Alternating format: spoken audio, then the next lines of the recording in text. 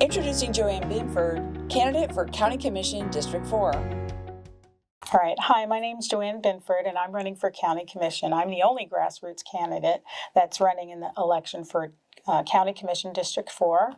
I currently this year opened up my business so that I could work freelance for contractors and office systems administration. My business name is Binford Contractors. LLC, and that's helped me to earn a little bit of an income while I'm trying to run this campaign, because as you know, running a campaign is really expensive. So let me tell you a little bit about myself. I have over 35 years of corporate and government experience. I have experience in semiconductor prototype manufacturing and electrical distribution sales, and for 16 years I was an employee of the school district of Indian River County, and those skills include working with school budgets, budget maintenance, budget amendments and transfers, and working with school grants.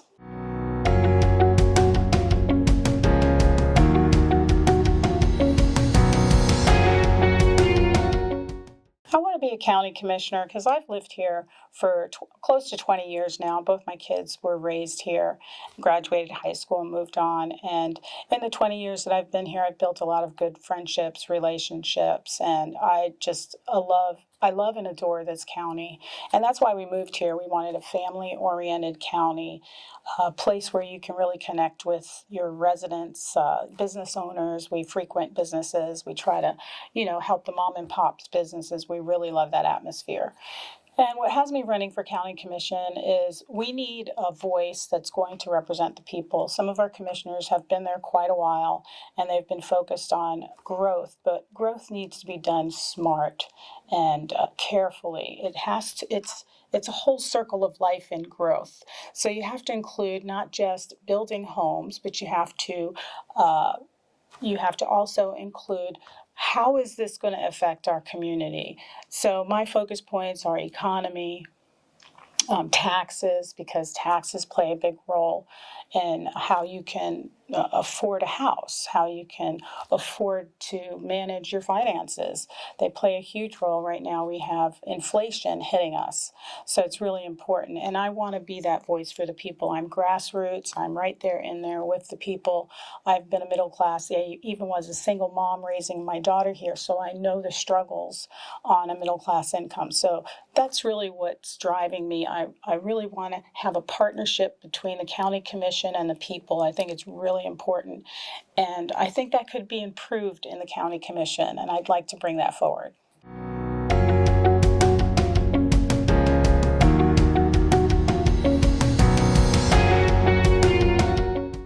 The three biggest challenges I see in Indian River County now, and I'm bringing this forward because I've been knocking on doors since May of last year. I've been running this campaign for an entire year, and I knew I had to start early because I'm a grassroots candidate. So I'm not running on name recognition. I had to get every single petition by knocking on the doors. So what I've discovered, speaking with our residents and with my own intuitions as well, and being a resident here, growth is on everybody's mind, especially all of us that have been here for quite a while, and some families have 5 generations here, and they've seen huge change. So smart and balanced growth, which ties into the infrastructure, it ties into the lagoon. It's a full package. It's a circle of life when it comes to growth. So growth has to be balanced. And when I say balanced, that means economically balanced. When we're talking about businesses, we have beautiful small businesses that paint the landscape of Indian River County, and that's why everybody wants to come here. And in order to keep that here, we also have to keep our residents here. We have to keep our kids here, but we have to have opportunity. And what we've lost in that is we need to collaborate with our schools. We pay a school millage on our trim notes. So we should be able to collaborate with them and say, hey, bring those shop classes back. Bring those vocational classes back, because we need our kids to have a mindset of skilled trade. So economic development ties into the life cycle of our county.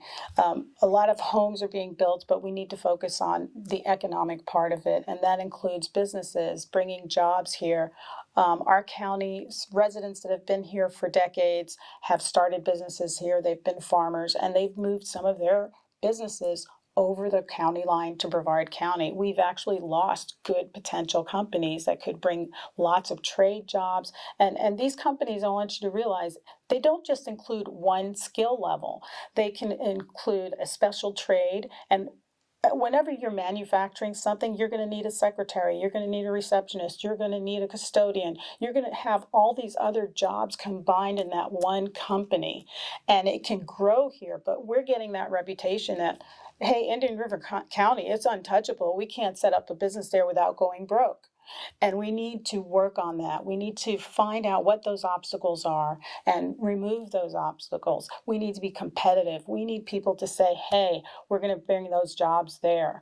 And they're talking about extending the urban service area boundaries past 95 to build more housing. That's a great area for us to put businesses and manufacturing. I have a background in working with companies like Lockheed Martin, Harris, Boeing, and I still have contacts in those fields, and I would love to try to reach back out to them and try to see what we can bring to our county, because our kids keep leaving, and our kids, when they leave, they're not continuing that cycle, that lineage of the old residents that are the stakeholders of this county. And we're bringing in people that don't know the history of our county, and it's going to change the whole landscape. It's going to turn into a Miami, a little miniature Miami. And the reason I say that is because they don't know their neighbors. They're not close to their neighbors. They don't hang out in the backyard. They don't play that flashlight game that the kids used to play, manhunt.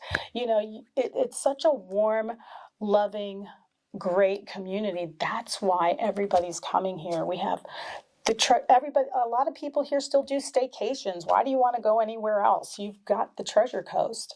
That's also very important to me when I talk about economic development. And I would love to have a better relationship with the Chamber of Commerce and play with those ideas, because our youth really are ready to work. We're just not putting that in their mind. We've got to get those ideas back in the middle school level. We've got to get those ideas back in the high school level and have them ready to go. When I'm knocking on doors, guys, I'm talking to contractors and I'm asking them, what is your challenge?